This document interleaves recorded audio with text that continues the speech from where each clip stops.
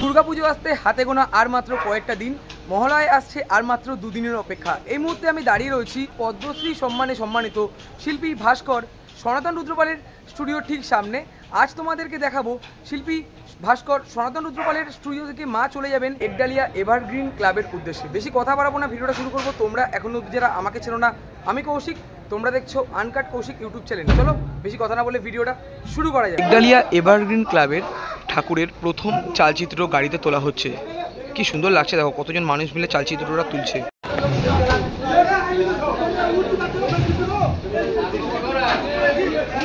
প্রথমে বেরাচ্ছে কার্তিক ঠাকুর।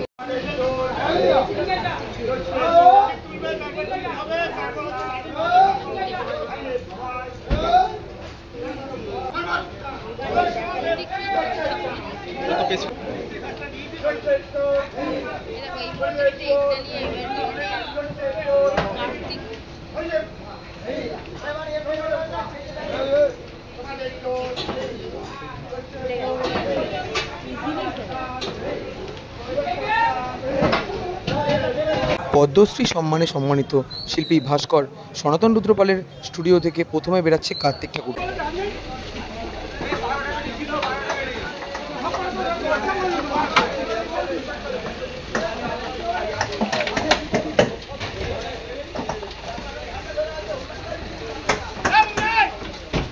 কার্তিক ঠাকুরের পর আস্তে আস্তে বেরাচ্ছে মা সরস্বতী।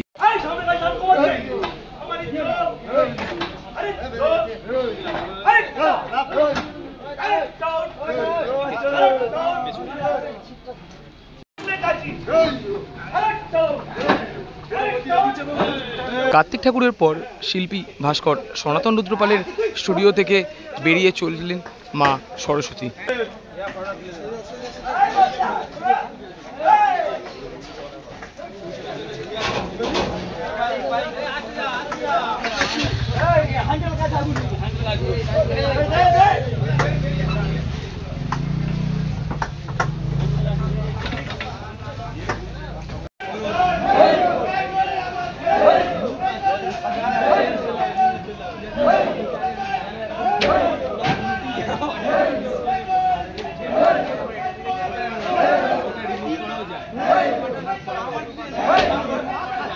কার্তিক ঠাকুর এবং মা সরস্বতী বেরিয়ে গেলেন, তারপর বেরাচ্ছে মা দুর্গা।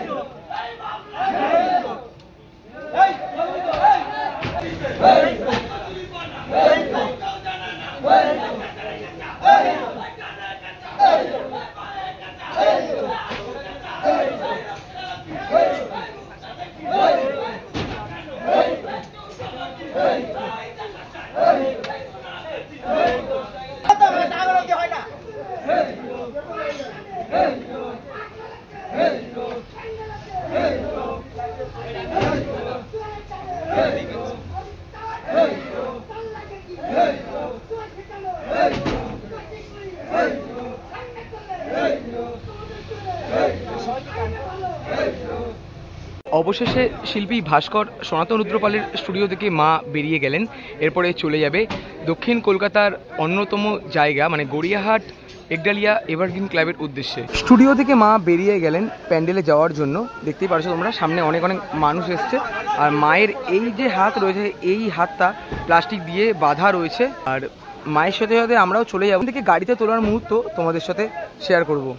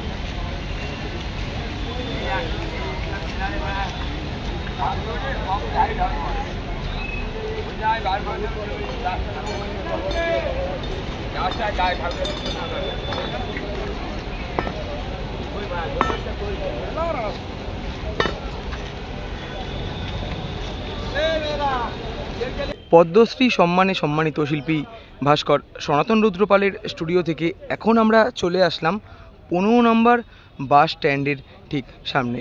আর এখানে ট্রলারও যেমন চলে এসছে, ট্রলারে মাকে তোলা হবে, সেই মুহূর্ত তোমাদের সাথে শেয়ার করব।